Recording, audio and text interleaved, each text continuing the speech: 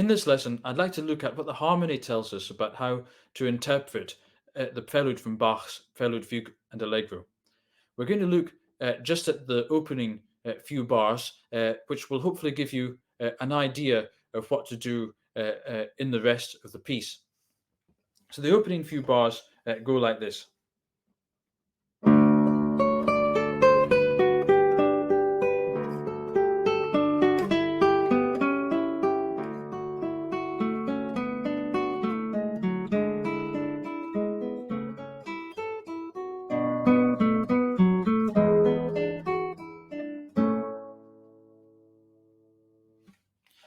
One of the things we'll tend to do when taking any passage of music is to use dynamic shape in a way which matches the contours of the melody. So as the pitch gets higher, we get louder, and vice versa. And I'd like to suggest that, at least in music of this sort, that's missing a great deal of the piece's expressive potential. Now let's look at this passage harmonically.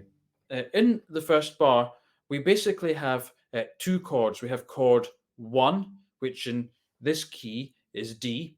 As you'll probably know, the original of this piece is an E flat, but we tend to play it in D on the guitar. So we've got chord 1 of the scale, D. And then halfway through the bar, we have chord 4, the subdominant, which is G.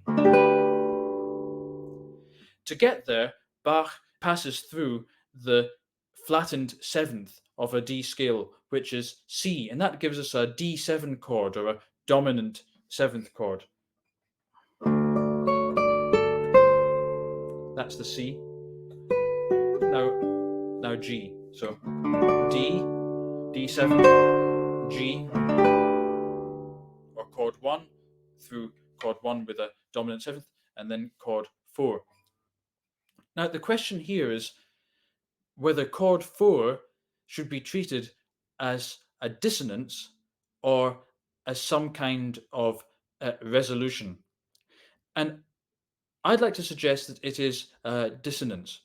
Now, chord 4 in and of itself is not necessarily a dissonance in harmony.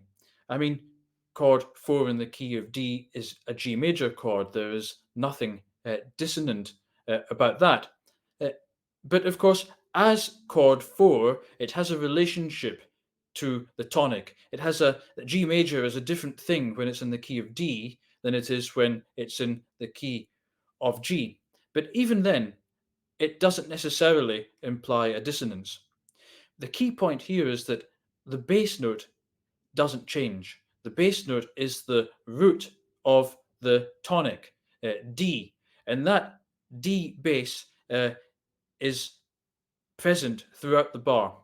Now, some of you might say, well, there are rests marked and I'm not playing the rest, I'm letting the bass ring. And that, of course, is a slightly different discussion. But whether or not you actually realize the rests or treat them as kind of more notational, the bass itself does not change. It is still just a D bass, and it is a D bass for the next few bars as well. And that, of course, is something called a pedal bass. If you think of an organist's feet, and if you imagine that they're holding down one note, a D, with their feet, and their hands passing through lots of other chords on top of this sustained note of D. That's what's going on in this music. And with D in the bass, chord 4 is actually in its second inversion. So the chord of G has 3 notes: G, B, and D. When the order of the notes is such that the last of those is at the bottom, we call it a second inversion. In figured bass, it's expressed as a 6/4 chord, and that's because from D, if we count up from D, the note of G is at the interval of a fourth, and the note of B is an interval of a sixth. Figured bass is something maybe for another video. But the crucial thing here is that number 4. The interval of a fourth is traditionally thought of as a dissonance. So that's this interval here, D to G. And in fact, the guitar, with the exception of strings 3 to 2, which is tuned in a third, the guitar is tuned in fourths. So it is, and if you like, a dissonant instrument in the way that a violin, which is tuned in fifths, isn't. Again, that's another side point. But in the context of this piece, we're passing through chord 4 in its second inversion, with that D still in the bass. And because it's in the second inversion, because it has that, gives that prominence to the interval of a fourth, we actually have a harmonic dissonance. In the next bar, we have the tonic again.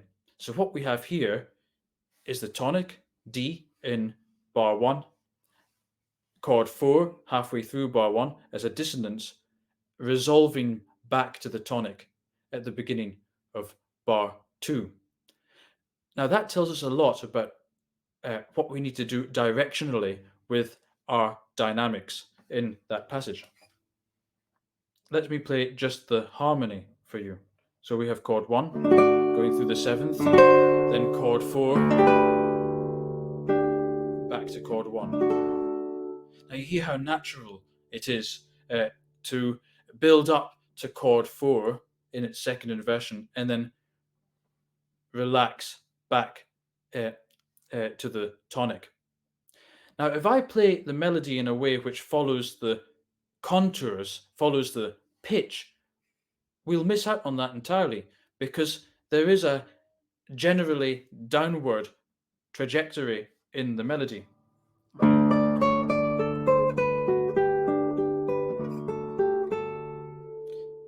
Even worse would be to follow the pitch of every single note. We end up with something very jagged and actually directionless, which is the key thing to remember. The harmony here is giving us clues as to the direction of the phrase, something that just the pitch of individual notes doesn't do, at least as much in this passage.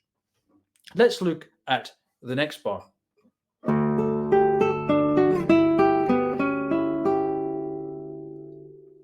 Again, we have chord 1, the chord of D.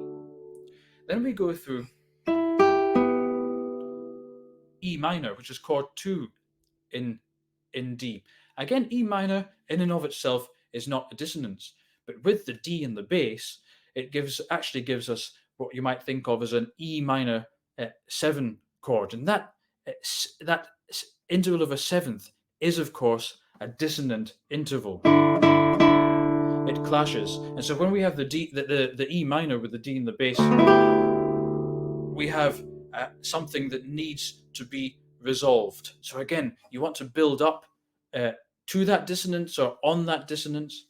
We then go through this chord with the C sharp, which is a diminished chord in the starting on C sharp. So it's the 7th degree of the D major scale, which, when harmonized, gives you a diminished triad. You could also think of it as an A7 chord without the A. Again, that chord, though, which is dissonant in and of itself, because it has the interval of a diminished fifth, sometimes in other contexts known as an augmented fourth, which is one of the most dissonant intervals. But to add to that, we still have the D in the bass clashing especially with the C sharp, but also with the E, which is the interval of a seventh, and even to a lesser extent with the G, which is a fourth. As I mentioned before, the fourth is traditionally thought of as a dissonant harmony. So we have actually so far the biggest build-up of harmonic tension, which is crying out to be released in the next bar, which of course is what happens. If I show you that bar harmonically,